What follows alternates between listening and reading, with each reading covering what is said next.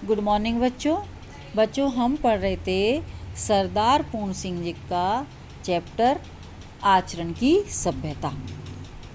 तो बच्चों किस तरह से इसमें लेखक ने आचरण की मौन सभ्यता का यानी कि उसके मौन व्याख्यान का कितना प्रभाव हम सभी के हृदय पर पड़ता है उसका वर्णन किया है। तो चलिए आगे पढ़ना शुरू करते हैं। आचरण की सभ्यता। प्रेम की भाषा शब्द रहित है, नेत्रों की, कपोलों की, मस्तक की भाषा भी शब्द रहित है। तो बच्चों इसमें लेखक ने अपने विचार से कि प्रेम और सदाचरण मौन रूप से ही अपना प्रभाव डालते हैं, इनको प्रकट करने के लिए किसी भाषा की हमें आवश्यकता नहीं होती, क्योंकि प्रेम की भाषा कैसी है, शब्द रहित है कि हम प्रेम को शब्दों के माध्यम से व्यक्त नहीं कर सकते, चाहे वह नेत्रों की भाषा हो, कपोलों की हो, मस्तक की हो, की भाषा भी शब्द रहित है कि हम अपनी चेष्टाओं से ही प्रकट कर देते हैं। जैसे हमारे ललाट की रेखाएं, हमारे नेत्र, हमारे कपोल अपनी भिन्न भिन्न मुद्राओं से हमारे हृदय के भावों को व्यक्त कर देते हैं। जीवन के तत्व भी शब्द से परे हैं।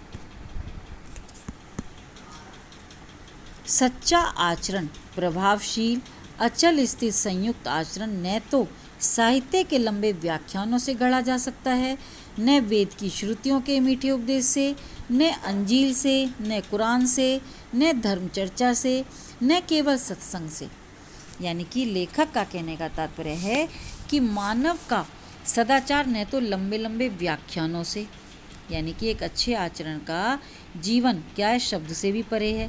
एक सच्चा आचरण प्रभावशाली होता है, अटल होता है, और संयुक्त आचरण न तो लंबे लंबे व्याख्यानों से प्रकट किया जा सकता है, न किसी धार्मिक ग्रंथ के द्वारा, चाहे वो वेद की श्रुतियाँ हों यानी कि वेद की वाणियाँ हों, न अंजील से, न कुरान से, यानी कि न तो वह किसी भी धार्मिक क्रिया के माध्यम से उसे व्यक्त किया जा सकता है, न केवल सत्संग से जीवन के अरण्य में धंसे हुए पुरुष पर प्रकृति और मनुष्य के जीवन के मौन व्याख्यानों के यत्न से सुनार के छोटे हथौड़े की मंद मंद चोटों की तरह आचरण का रूप प्रत्यक्ष होता है। जैसे बच्चों कि सदाचरण को प्राप्त करने के लिए मानव को जीवन रूपी गहन वन में प्रवेश करना ही पड़ता है।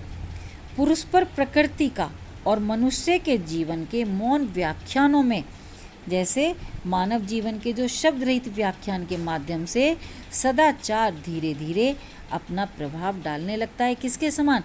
जैसे सुनार के छोटे हथौड़े से, उसकी मंद मंद ध्वनि से, मंद मंद चोटों से जैसे गहने का निर्माण होता है, उसी तरह से धीरे धीरे प्रभाव इतना धीरे धीरे पड़ता है और उसी से आचरण का प्रभाव सभी को दिखाई देने लगता है।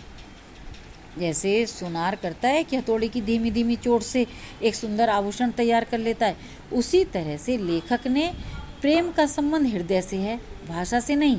इसलिए उसने उस शब्द के स्थान पर व्यवहार का अधिक प्रभाव बताया है कि हमारे ऊपर किसका प्रभाव पड़ता है, अधिक प्रभाव किसका पड़ता है शब्द के स्थान में, मौन आचरण का। बर्फ का दुपट्टा बांधे हिमालय इस तरह अति सुंदर, अति ऊंचा और अति गौरवान्वित मालूम होता है। जैसे बच्चों इसमें कि आचरण का निर्माण हमें अचानक से नहीं मिलता, वरन लंबी और कठिन साधना के पश्चात ही आचरण की सभ्यता ठीक उसी प्रकार से होती है जिस प्रकार से प्रकृति ने इतने शताब्दियों की साधना के बाद हिमालय का निर्माण किया। जैसे बर्फ़ का दुपट्टा बांधे हुए हिमालय इस समय हमें कैसा लगता है, सुंदर, ऊंचा और गौरवान्वित मालूम होता है, परंतु प्रकृति ने अगणित शताब्दियों के परिश्रम से रेत का एक एक परमाणु समुद्र के जल में डुबो कर उनको अपने विचित्र हथौड़े से सुडौल करके इस हिमालय के दर्शन कराए हैं। यानी कि जैसे हिमालय अपने सिर पर बर्फ रूपी साफा बांधकर मानो अपने स्वरूप की घोषणा करता है, जिस प्रकार अपनी ऊंची ऊंची चोटियों पर पवित्र कलश धारण करने वाला मंदिर अपनी दिव्यता को दिखाता है, उसी तरह से आचरण यानी कि हिमालय भी इसी प्रकार से मानो प्रकृति के द्वारा उसकी साधना के कारण ही हिमालय का निर्माण हुआ, जो हमें इस रूप में दिखाई देता है।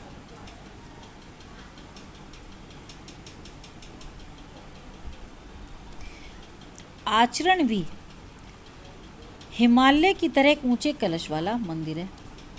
जैसे आचरण को लेखक ने हिमालय के समान बनाया है, उसी तरह आचरण भी हिमालय की तरह एक ऊंचे कलश वाला मंदिर है।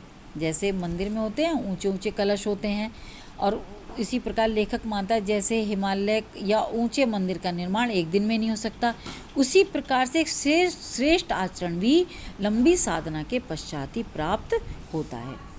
यह वह आम का पेड़ नहीं जिसको मदारी एक क्षण में तुम्हारी आंखों में मिट्टी डालकर अपनी हथेली पर जमा दे। लेखक कहता है कि जैसे श्रेष्ठ आचरण का निर्माण किसी मदारी या जादूगर के द्वारा दर्शकों को जो मदारी या जादूगर होते हैं वो मानो हमारी आंखों में धोखा देकर क्षण भर में ही क्या उगा देते हैं, मानो अपनी हथेली पर उगा देते हैं। आम के वृक्ष की भांति नहीं होता है आचरण। एक श्रेष्ठ आचरण कैसा होता है, उसके निर्माण में शताब्दियों का समय लगता है, किसके बनने में अनंत काल लगा है। पृथ्वी बन गई, सूर्य बन गया, तारागण आकाश में दौड़ने लगे, परंतु अभी तक आचरण के सुंदर रूप के पूर्ण दर्शन नहीं हुए। कहीं कहीं उसकी अत्यल्प छटा अवश्य दिखाई देती है। तो लेखक का कहने का तात्पर्य बच्चों कि इस प्रकार से निरंतर प्रयास करते हुए प्रकृति ने धरती का निर्माण किया।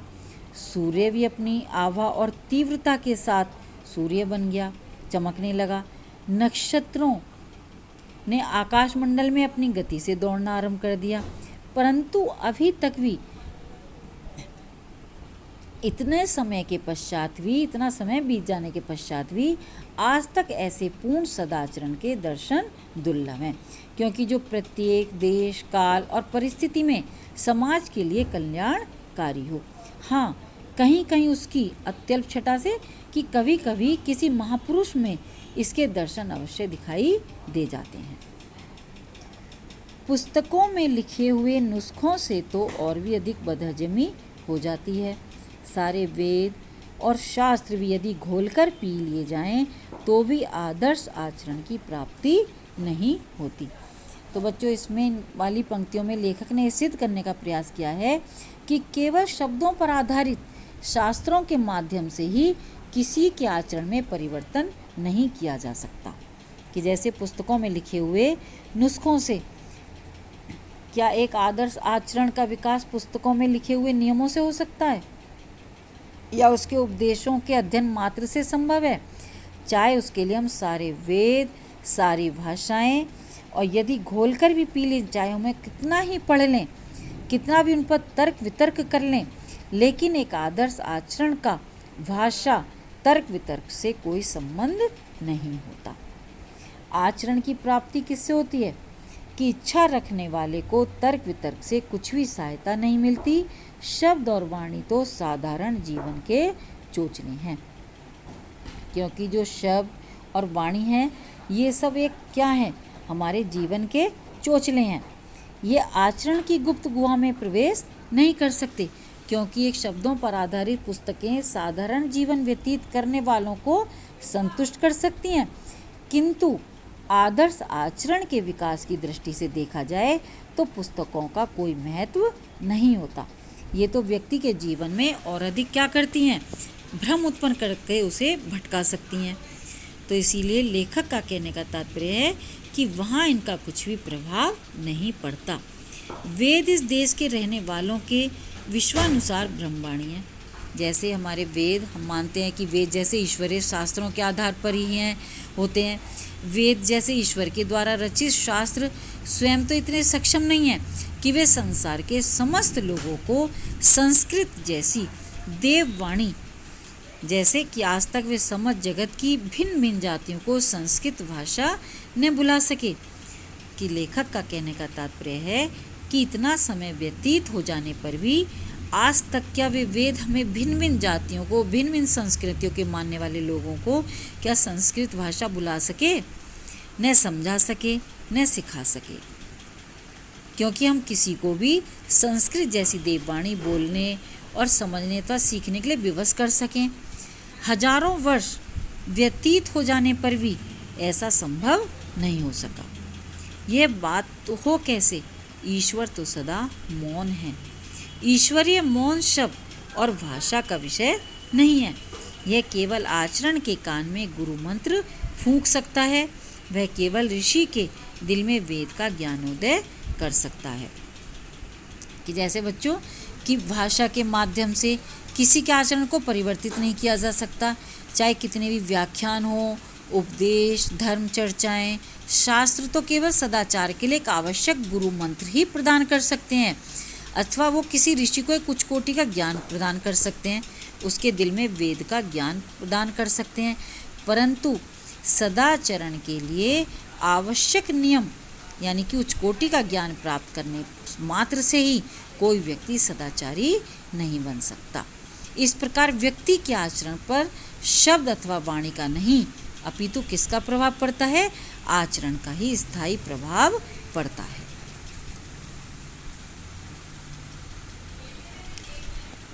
किसी का आचरण वायु के झोंके से हिल जाए तो हिल जाए, परंतु साहित्य और शब्द की गोलंदाजी और आंधी से उसके सिर के एक बाल तक का बांका न होना एक साधारण बात है।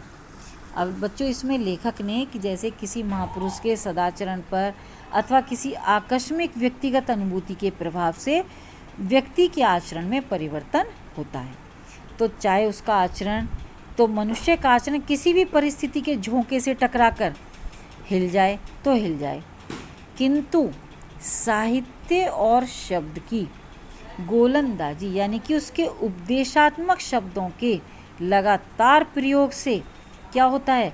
आचरण पर कोई प्रभाव नहीं डाल सकते। कि जैसे सिर के एक बाल तक का बांका न होना एक साधारण सी बात है, अर्थात किसी भी आकस्मिक अनुभूति से आचरण अवश्य प्रभावित हो सकता है। आचरण का यह प्रभाव वैसे ही होता है जैसे पुष्प की कोमल पंखुड़ी के स्पर्श से किसी को रोमांच हो जाए, जल की शीतलता से क्रोध और विषय वासना शांत हो जाए। जैसे कि कोई फूल की कोमल पंखुड़ी का स्पर्श करे, स्पर्श से एक आनंदपूर्ण रोमांच उत्पन्न हो जाता है, या जल की शीतलता से क्रोध और विषय वासना शांत हो जाती हैं। सूर्य की किरणें सोए हुए जीव को जगा देती हैं। तो उसी प्रकार से जैसे बर्फ़ के दर्शन से पवित्रता आ जाती है, जैसे हम बर्फ़ देख लें तो हमारे अंदर एक पवित्रता का सा एहसास होता है। सूर्य की ज्योति से नेत्र खुल जाएं यानी कि हम जाग जाएं, कि सोया हुआ जीव जाग जाता है। परंतु अंग्रेजी भाषा का व्याख्यान, चाहे वह कार्लाइल ही का लिखा हुआ क्यों न हो, बनारस में पंडितों के लिए रामलीला ही है। जैसे कि एक आचरण के लिए कोई उपदेश अथवा कोई नीति वाक्य ठीक वैसा ही व्यर्थ होता है जैसे अंग्रेजी भाषा में कार्लाइल जैसे विद्वान का लिखा हुआ व्याख्यान भी एक बनारस के पंडितों के लिए क्या है? व्यर्थ है, यानी कि एक शोरगुल से अधिक कुछ नहीं होता। इसी तरह न्याय और व्याकरण की बारीकियों के विषय में पंडितों के द्वारा की गई चर्चाएं और शास्त्रार्थ संस्कृत ज्ञानहीन पुरुषों के लिए स्टीम इंजन के फफ शब्द से अधिक अर्थ नहीं रखते। यदि आप कहें व्याख्यानों के द्वारा, उपदेशों के द्वारा, धर्म चर्चा द्वारा कितने ही पुरुषों और नारियों के हृदय पर जीवन व्यापी प्रभाव पड़ा है।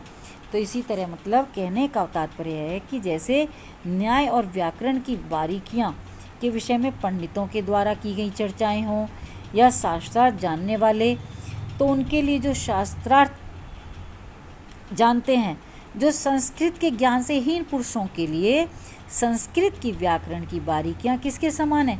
जैसे कि इंजन में फफ शब्द निकलता है, उससे अधिक और वह कुछ नहीं होता उनके लिए। किसके लिए? संस्कृत से ज्ञानहीन पुरुषों के लिए।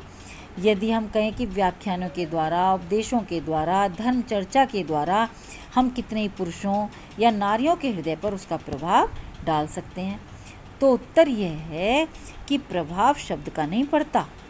किसका पड़ता है? प्रभाव तो सदाचरण का पड़ता है। साधारण उपदेश तो हर गिरजे, हर मंदिर और हर मस्जिद में होते हैं, परंतु उनका प्रभाव तभी हम पर पड़ता है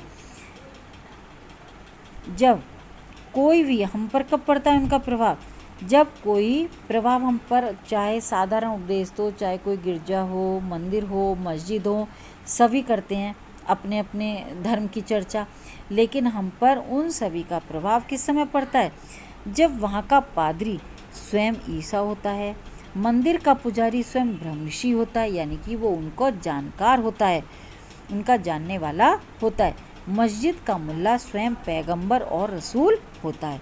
यानी कि हम पर किसी की भी बात का प्रभाव तभी पड़ता है जब वह व्यक्ति स्वयं उस चीज़ का ज्ञान रखने वाला हो।